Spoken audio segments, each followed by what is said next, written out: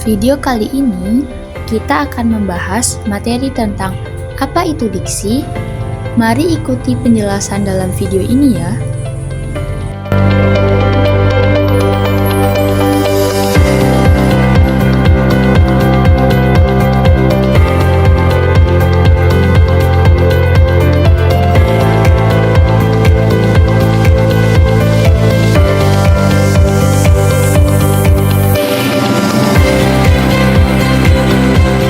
Satu, pengertian.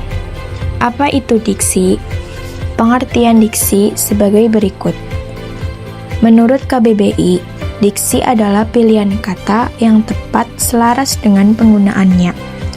Diksi digunakan oleh penulis untuk mengungkapkan suatu gagasan. Dari pengertian diksi, menurut KBBI tersebut, dapat dipahami bahwa diksi adalah pemilihan kata yang sesuai dan dapat dipakai untuk memilih kata, sehingga dapat mengungkapkan gagasan tertentu. Diksi yang tidak tepat dapat menyebabkan perbedaan pesan dan makna dalam tulisan. Ketepatan diksi dapat dipengaruhi oleh kemampuan pengguna bahasa yang berkaitan dengan kemampuan untuk menguasai, memahami, mengetahui, dan menggunakan sejumlah kosakata. Pengertian diksi menurut ahli. Saya mengambil 2 tokoh ahli yang merumuskan diksi. Di antaranya ada Widya Martaya. Diksi sebagai kemampuan seseorang untuk membedakan suatu nuansa makna dengan tepat sesuai dengan gagasan yang disampaikan. Kemampuan seseorang dalam membedakan makna tersebut sesuai dengan situasi dan nilai rasa yang dimiliki oleh kelompok masyarakat dan pendengar maupun pembacanya. Sedangkan menurut Andre, diksi tidak begitu berbeda dari pendapat ahli lainnya. Andre mendefinisikan diksi sebagai penggunaan kata yang sesuai untuk mewakili pikiran serta perawatan yang ingin disampaikan dalam pola-pola kalimat tertentu. Selanjutnya, fungsi diksi. Yang pertama, membantu pembaca dalam memahami pesan dari suatu karya sastra, yaitu pemilihan diksi yang tepat dan baik dalam sebuah penulisan karya sastra dapat membuat pembaca lebih mudah memahami pesan yang ingin disampaikan oleh penulis melalui tulisannya.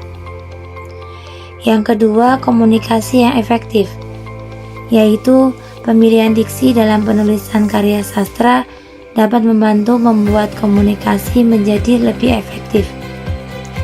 Pemahaman yang baik mengenai penggunaan maupun pemilihan diksi yang sangat penting agar tercipta suatu komunikasi yang efisien serta efektif. Dalam praktiknya, diksi dapat menimbulkan suatu gagasan yang tepat sekaligus kesalahpahaman bagi pembaca maupun pendengarnya.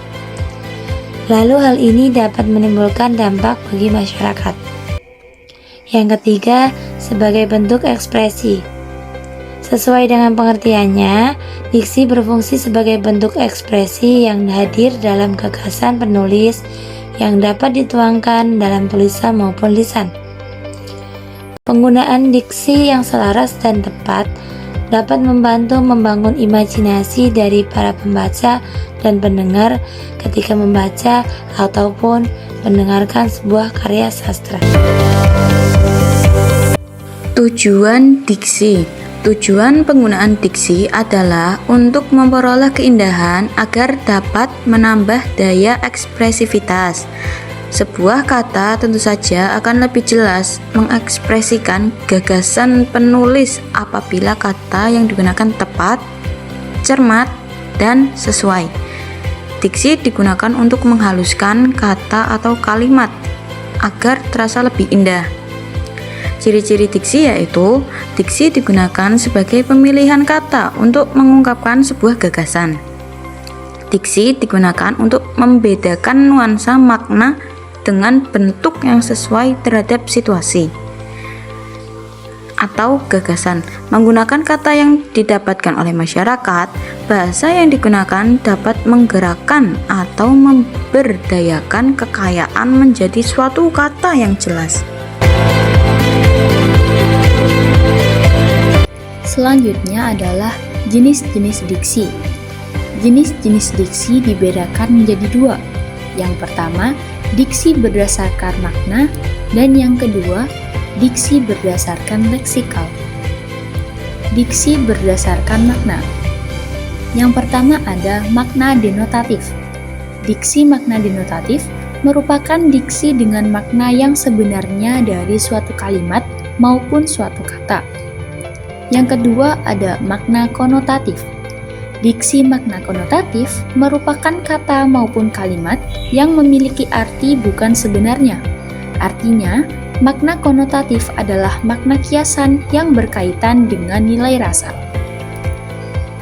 Diksi berdasarkan leksikal, yaitu sinonim, antonim, homonim, homofon, homograf, polisemi, hipernim, dan hiponim.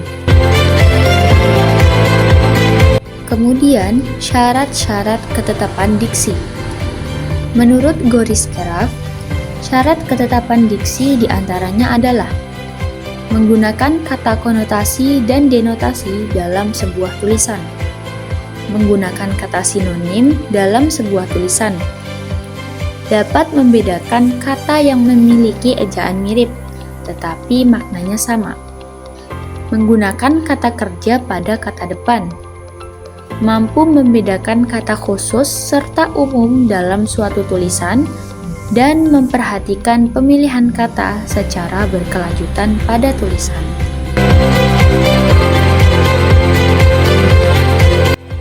Sekian video dari kelompok 5. Semoga video ini bermanfaat ya bagi pemirsa. Dan jangan lupa klik subscribe di bagian bawah.